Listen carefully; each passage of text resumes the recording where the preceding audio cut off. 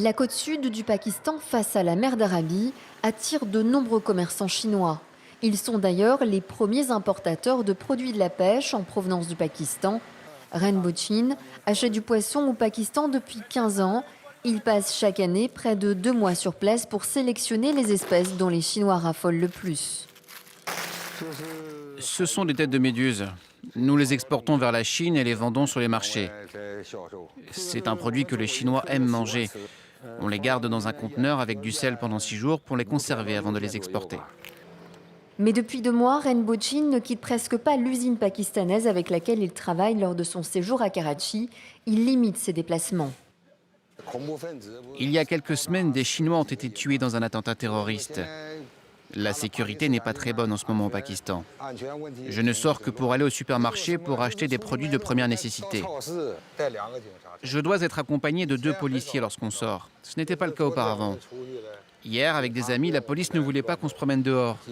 Elle nous a dit qu'on devrait rester dans l'usine. L'attaque suicide du 26 mars dernier contre 5 ingénieurs chinois et leurs chauffeurs pakistanais à bord de ce véhicule a été filmée par une caméra de sécurité.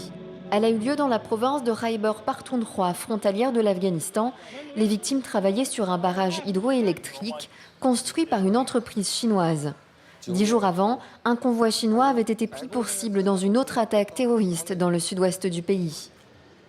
Dans cette usine, la sécurité a été récemment renforcée.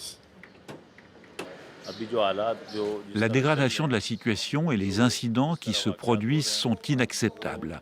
C'est un énorme défi pour les forces de l'ordre et le gouvernement. C'est également très difficile pour nous les entreprises car c'est une responsabilité supplémentaire de s'occuper d'eux et de leur sécurité. Rainbow Chin a renoncé à l'hôtel pour des raisons de sécurité. Il est hébergé sur place, dans ce logement au cœur de l'usine équipée de caméras de surveillance. Ici, les journées passent lentement, mais le commerçant préfère la prudence.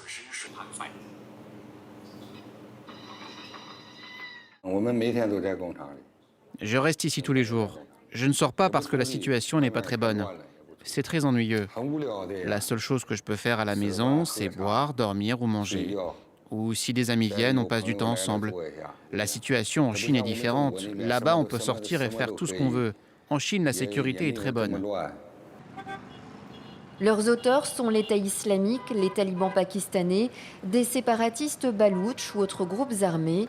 Les forces de sécurité pakistanaises sont souvent les cibles, mais les ressortissants chinois, au nombre de 29 000 dans le pays, sont de plus en plus visés.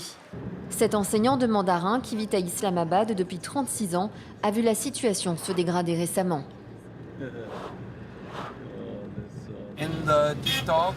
Sur TikTok, les gens me demandent pourquoi seuls les Chinois sont assassinés au Pakistan.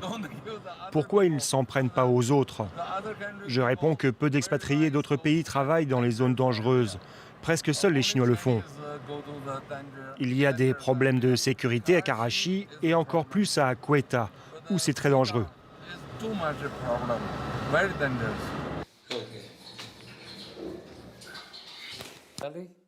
Jazan Jua limite ses déplacements en dehors de la capitale pakistanaise où la communauté chinoise vit presque normalement. Il y a 2 catégories de Chinois au Pakistan. Ceux qui sont comme moi, qui travaillent de façon individuelle, et les autres qui travaillent pour des entreprises gouvernementales chinoises. Eux vivent dans des campements dont ils ne sont pas autorisés à sortir. Pour nous autres, c'est différent. Nous devons faire attention. On ne doit pas faire les mêmes trajets à la même heure chaque jour parce que c'est dangereux. La Chine est un allié économique considérable du Pakistan. Pékin a investi 62 milliards de dollars dans un projet d'infrastructure, dont une série d'autoroutes reliant la Chine au port de Gwadar dans le sud du Pakistan. Pour les autorités à Islamabad, il ne fait aucun doute que les attaques contre la communauté chinoise visent à saboter les relations économiques et diplomatiques entre les 2 pays. Un avis partagé par cet analyste. Souvent, le meilleur moyen de nuire à un pays n'est pas de s'attaquer à lui directement, mais de nuire aux connexions du pays et à ses relations avec ses partenaires. Il existe un risque certain que le terrorisme fasse davantage de victimes chinoises et limite l'exposition des Chinois au Pakistan, ce qui serait néfaste pour les 2 pays. C'est logique que les terroristes essayent de faire le plus de bruit, de dégâts possible. Les autorités chinoises ont appelé leurs ressortissants à la plus grande prudence au Pakistan. Elles ont aussi enjoint leurs homologues pakistanais à assurer leur sécurité dans le pays, où les attaques ne cessent d'augmenter.